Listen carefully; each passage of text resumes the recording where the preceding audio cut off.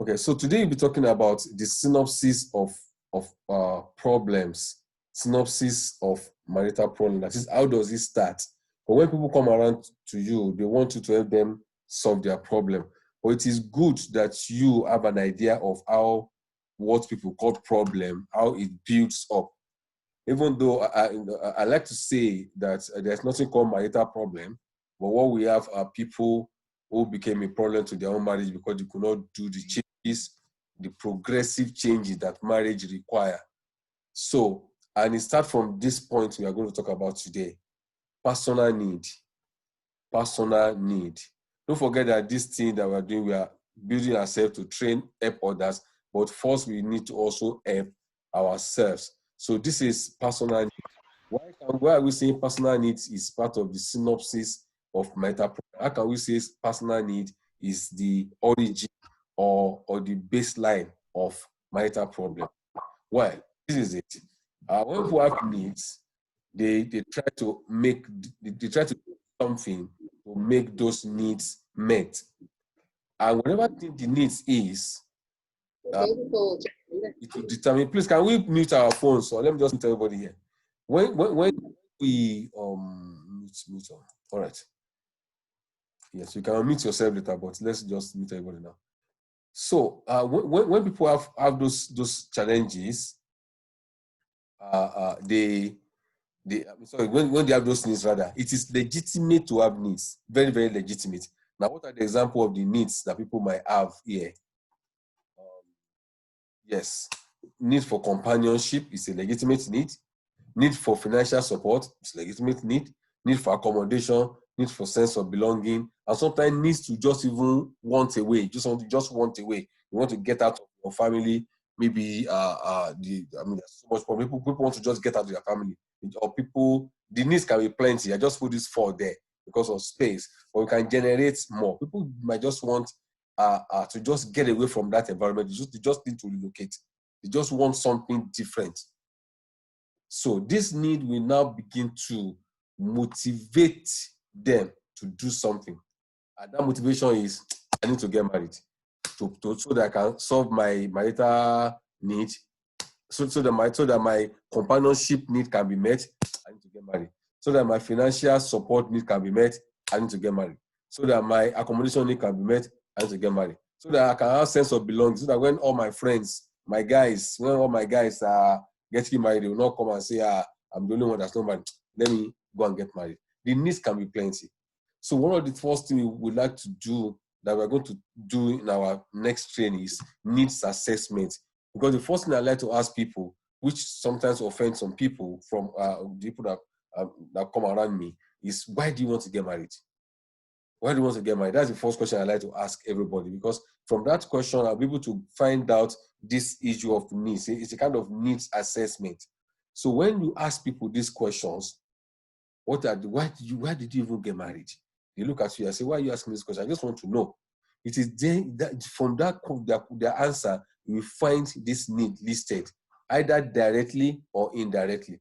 So when they now highlight this need, it moves them to motivation. Motivation is, so I need to get married. So after getting married, they have some assumptions. The assumption is linked to the needs. Don't forget that it started from personal need. From personal need, they are motivated to do something. But after that motivation, there's an assumption. They say, when I get married, I will settle down. When I get married, he or she will meet my needs. See the needs here. There might be more than this. Financial support can be plenty. It might be needs. I remember, I think I mentioned it before. I remember in the early 90s, British, all those girls born in London, they were hot cake. Everybody was running after them because from them, you can get citizenship to UK. In those days, when they were just giving them, say, British baby, anything, either God does not even need to talk. As soon as the girl is a British, just attach yourself. And a lot of people did that because that was a need. The need was to get out of Nigeria. So the assumption could be, our family riches will rub off on me. I will become rich because of a family, or I become rich because of his family, and all those. Or some people will say marriage will complete me. Marriage will complete me. All these things are assumptions. They are assumptions. And don't forget, the assumption started from the need to meet personal needs. Then there's a motivation. Then the motivation, under the motivation, you have this following assumption we just mentioned. It can be more than this. The assumptions can be more than what I just listed. Then there's a goal setting and there's a goal-driven behavior. So they begin to associate themselves with people, begin to date, begin to court somebody, then marriage can happen. In this behavior, some people get stuck at this point of behavior. Some people get stuck here because they can associate with the wrong person, and they can have like 3, 4, 5 wrong association. Then they can start dating. You know, so many things can happen with this goal-driven behavior, but at least they put up a behavior. Because when they know that the motivation is that I need to get married, and this that, so they will now go to this stage, and this stage is that there's behavior associated to that need. That if I begin to associate with people, I begin to meet new people, I begin to hang out, I begin to attend singles fellowship, I begin to just go to the park, sit down there with a bottle of Coke, a guy might just come around to sit with me, or anyhow, or I'll just go and follow my friends for a guest party, or all those, a lot of things like that. Then dating can happen, courtship can happen, and then marriage can also happen. Now, this is the goal. This marriage will meet my need. This marriage that I'm into must meet my need. The focus is this need. And most of the time, the focus is not on the person. A lot of time, the focus is not on the person. The focus is what am I going to get from this person. So people will go and size up their family size and say, yes, this people can do something. Recently, I had, there was somebody I've been working with for some time, and I just got to I discovered later, or she discovered later, that when the guy had to open up and say, I thought your family would make me a big person. I thought marrying you would make your family make me a big person. I didn't know that you people are not going to make my life better. And so the marriage started having problem. There was one case that I had recently that the reason why the guy married the lady was he just wanted to go abroad, and he has gone to the embassy about 6 times. They have bounced him all the 6 times, and so he started fighting together. See, the family cannot even help me. But my reason for marrying you was to travel abroad.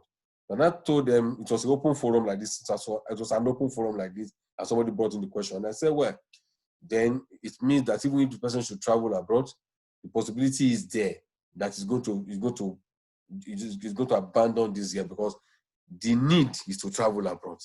And so the marriage is a means to that need. But a lot of times those needs are not met. Now let's go to the next one. So this is the goal. And this thing you're looking at are the obstacles. They come in different colors. So the obstacles can be there, obstacle can be anything. Also, you can't even predict what would be an obstacle in a situation of marriage. It could be what you don't even imagine. It could be sickness, it could be distance, it could be some inability of someone to make up his or her mind. Most of the time, guys don't make up their mind as like ladies do. Guys take them eternity to make up their mind sometimes. They have to, there are other challenges that might be stumbling block, like the person I just mentioned. It is visa. Visa was a problem to somebody. It could be anything. It could even be the friends. It could be anything. So these obstacles are there.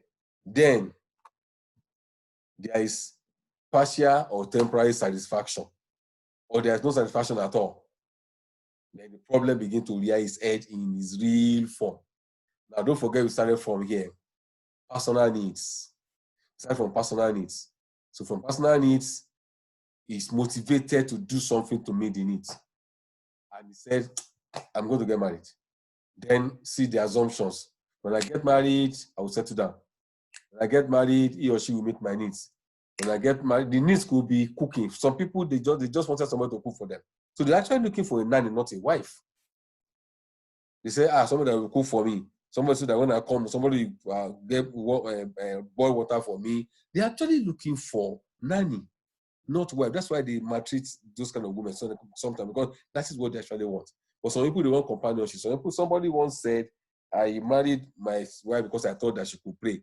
Because I know that she can pray, so that when I'm doing my business, I don't have time to pray, she will be praying. but she, that's one of the, my wife will remember that, that's one of the most which English, right? The most confrontational case we had. It was a real case of, but let's leave that matter. So the lady happened to now be something different from what, in fact, the church almost cut over this because she was very, very deep in occultism. We didn't know. So that's by the way. So his need that he thought to be met was not met. So here there is partial or temporal satisfaction or no satisfaction at all. So at this point is when the person begins to get sense of emptiness and frustration. So some people come for counseling at this point. Some come for counseling at this point. Some don't even come at all, and they will try and force their personal need, force their need again. But as you are forcing the need, if nothing change here, it will come back to this frustration.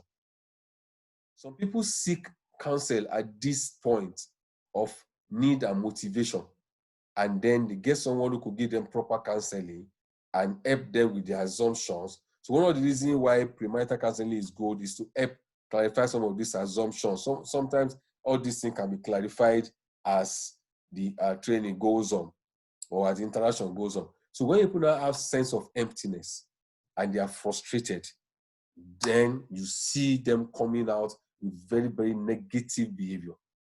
Very, very negative behavior. My wife and I did a program in Lagos some time ago for women.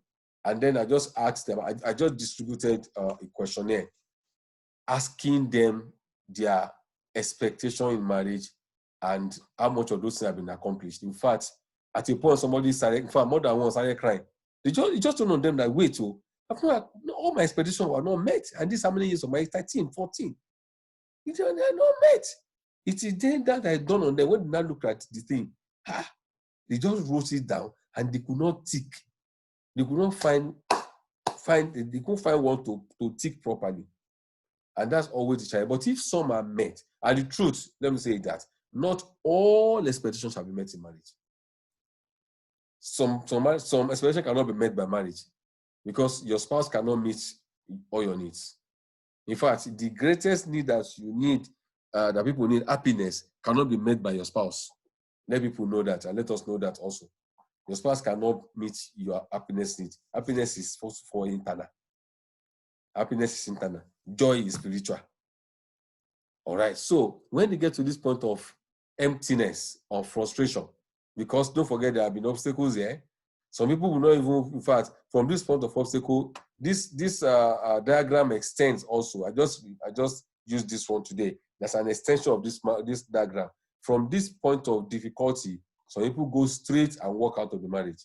Some people go straight and begin to have suicidal ideation. Some people go straight from this point to just say, no way, I'm not going to take any step further. So they will never come to the point of seeking counsel. Because at this point of obstacles, they cannot go any further. Say, no, if my mother-in-law does not like me, then why did I get married? Let me just call it quits. Or sometimes some people even pray that they don't want to have mother-in-law and all those kind of a thing. So this is just the brief thing I'd like to present us to us today. And it's for us to know that as soon when anybody comes around us for counseling, don't forget to have this at the back of your mind.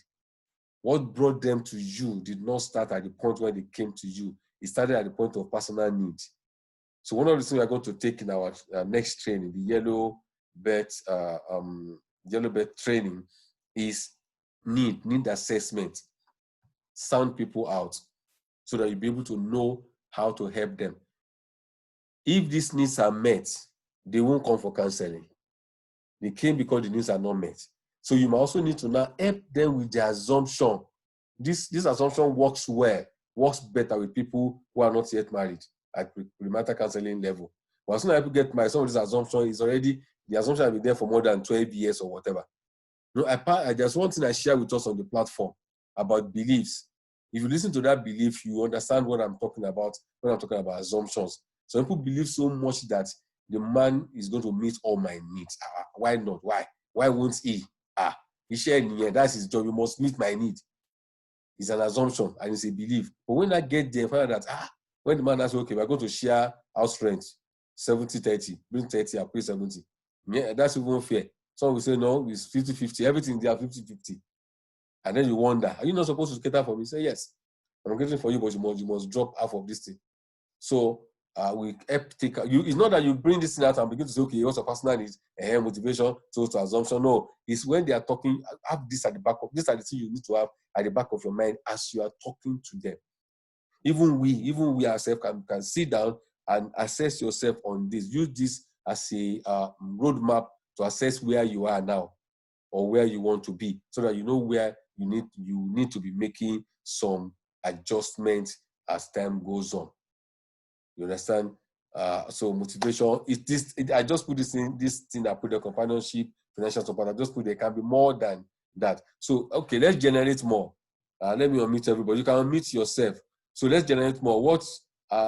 Just raise your hand if you want to talk, so I can call you. Can we generate more of personal need, of things that we think people will that can motivate people to go and to want to get married? What are the personal needs? Yes. Raise your hand or mute your phone so that I can call you. Who is there? Whose hand is raised there? No hand raised yet.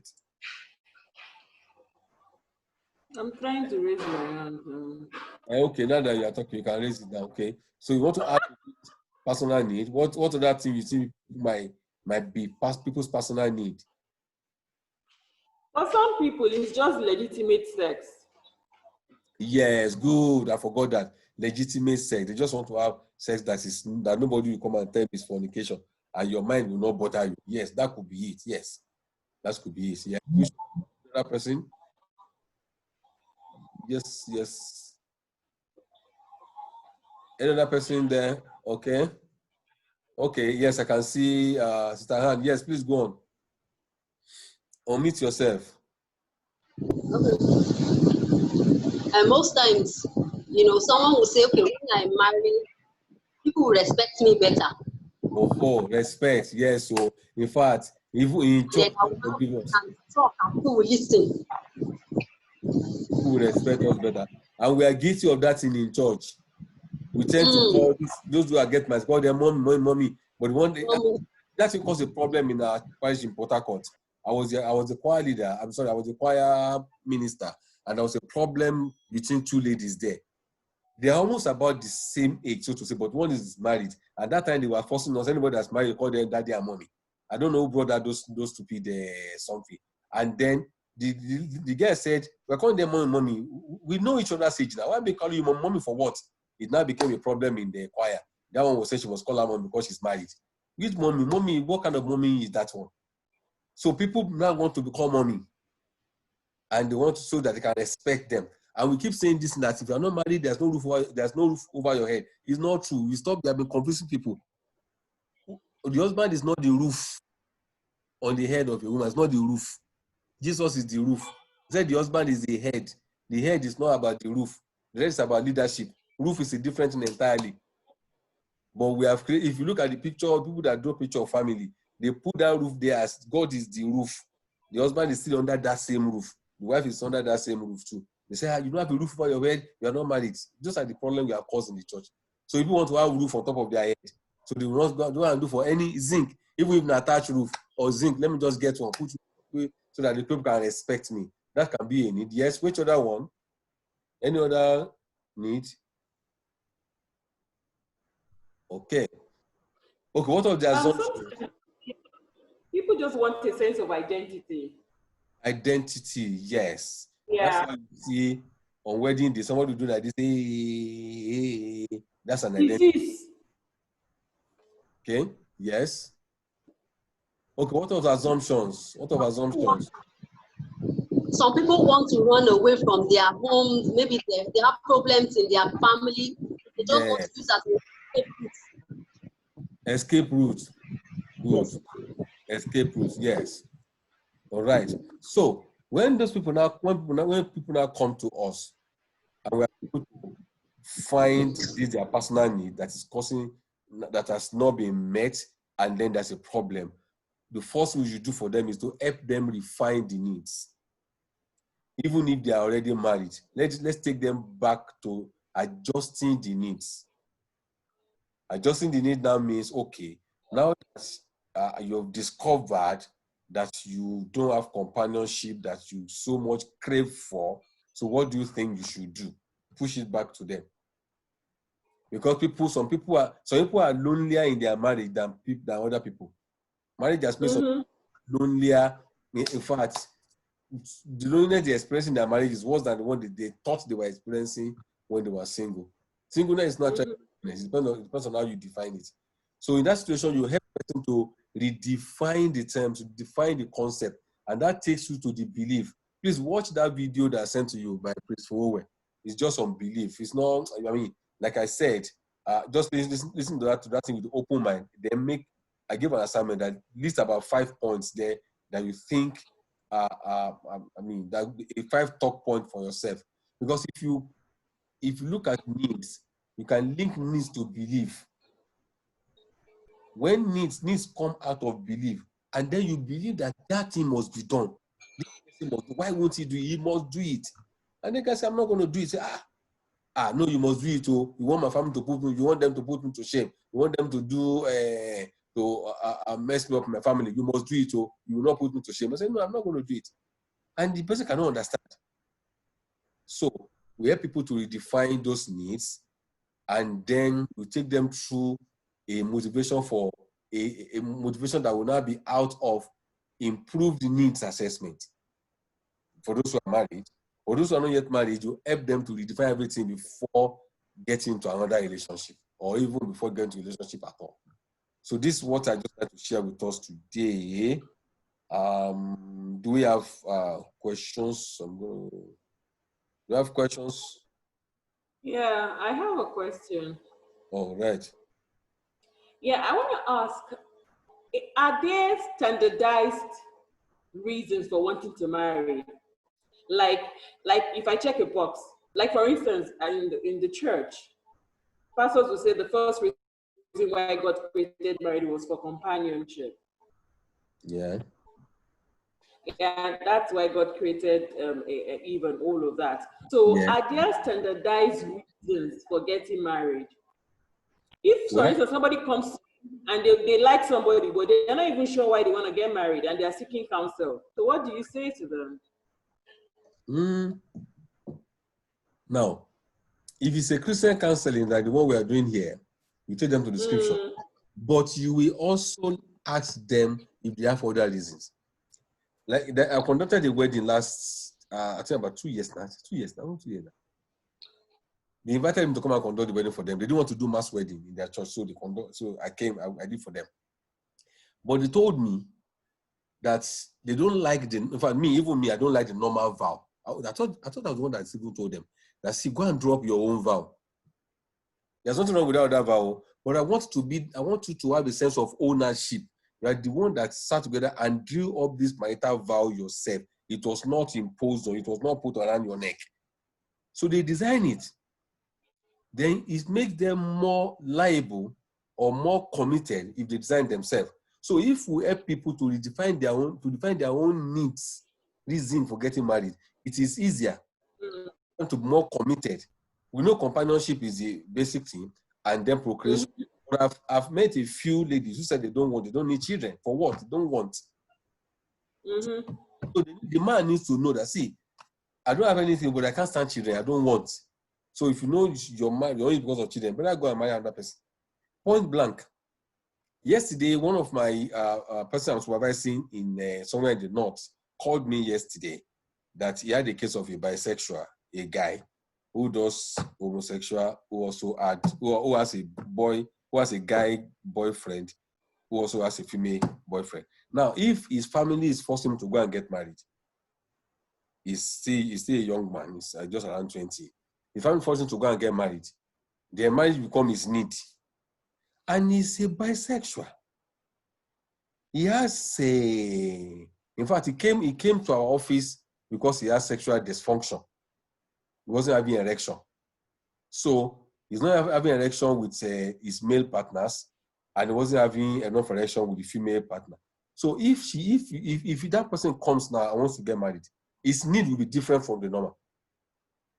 His need not procreation. It might not be procreation, it might not be companionship. because he's having homosexual sex, he's having heterosexual sex.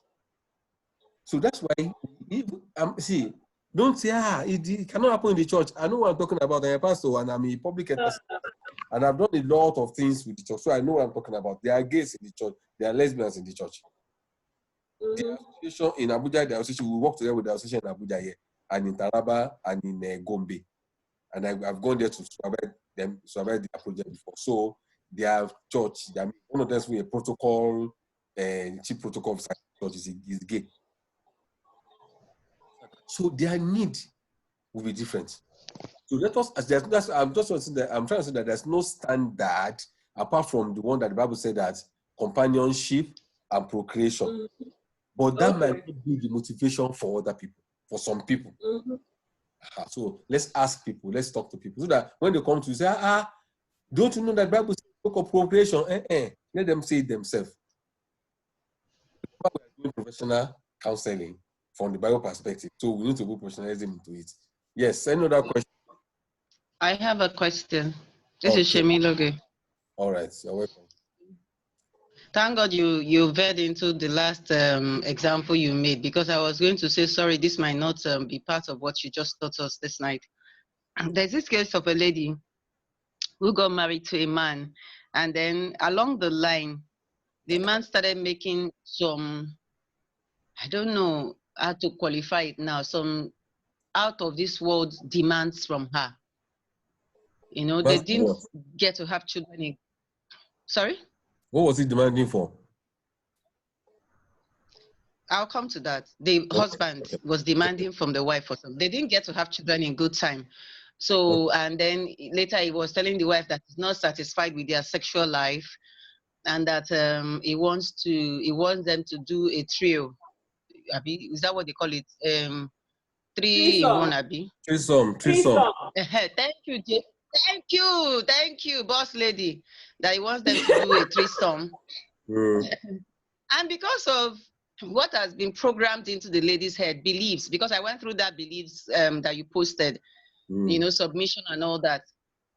Me, I don't understand. She agreed. So he brought in a guy.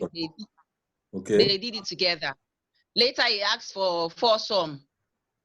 And, you know, because of the programming again, submission and all that, she agreed. Until there was a time he brought about, they were 10. They were just one after the other on the wife. On her alone? Sir? On the lady alone? Yes. Okay. Yes.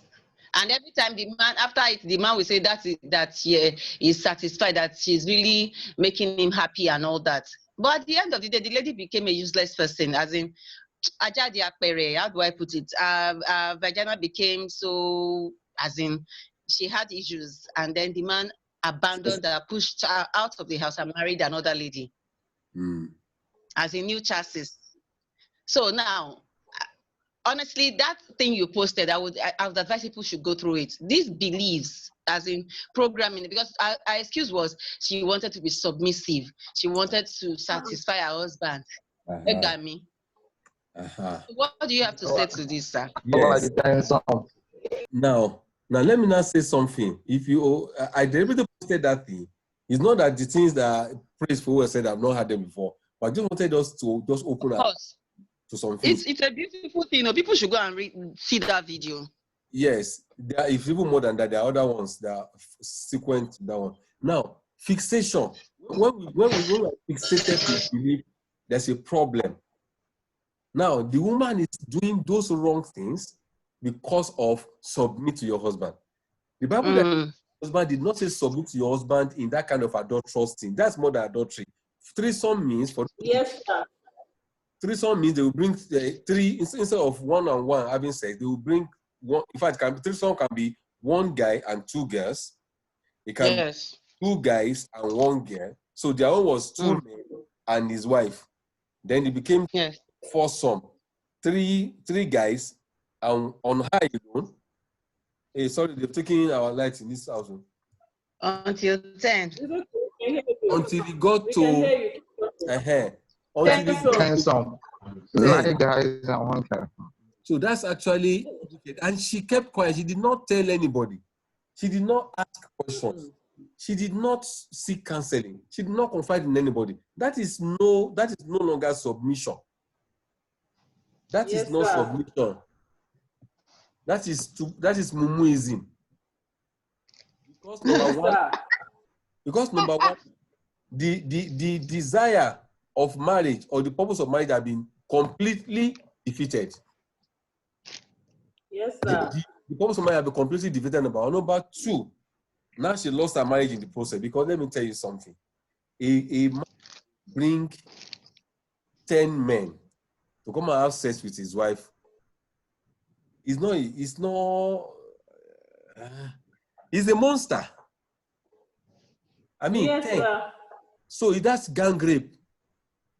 So that's why he left her, because after that, she must have had some infections. Because and those 10 people, they are doing it together. It's his gang that they do with other people. So he's all uses specimen. And so eventually she's going to dump her. She has dumped her. That's why people should seek counseling early. Early counseling could have helped that, even if it's at the point of threesome, 2 guys and herself. That's when she should have. So in fact, when the man was asking her, that's when she should have asked for counseling. Now, there was a case that happened in not long ago in Lagos. The guy came and he said, I posted this thing before one of my I posted this thing before for discussion. The guy was working in the bank, and he needed, and each time his wife comes around, the bank manager is the regional manager has been saying, I like this, your wife is very nice, a nice person. I will be so. He now says, see, I want to sleep with your wife. Yeah? And the man came home and told the wife, see, you are the key to my promotion. You are the key to my promotion. And he arranged his wife because the wife too submission. The regional manager slept with his wife. I don't know how many times. He got promoted, but that was the end of their marriage. That was the end of their marriage. So, we have left what we're discussing, but let's just talk this one. When people have problems, and they cover it, it generates other things. Several things. See, you have something that you not believe. I'm telling you. When you begin to have people coming around you, you will hear what you don't believe. Many things that you do not believe. Today, on one group I belong to, they were discussing the case of a woman who came and said her husband's penis was too big and the thing is destroying her womb or something. And the court now wrote a letter to a gynecologist to assess to assess the woman to find out if her organs have been probably damaged because somebody snapped the letter and they sent it to, they snapped the letter. So it's the issue of long penis now that's a problem. You'll be surprised that can be a problem in marriage. But you can go back to the need and discover that the woman in her need wanted a man with a big penis. Can you hear me? Hear you. Yes, sir. No, it's a bit. Sorry, it's the light that's prophetic. So the man in his own need must be looking for a woman who likes sex. I've decided over a marriage before that's had a problem because the woman is more active than the man. More than one. And so because of that, the marriage is having issues. So when the man is able to meet the need of this lady, she either go and hello? We can hear you well. Hear me? Okay, let me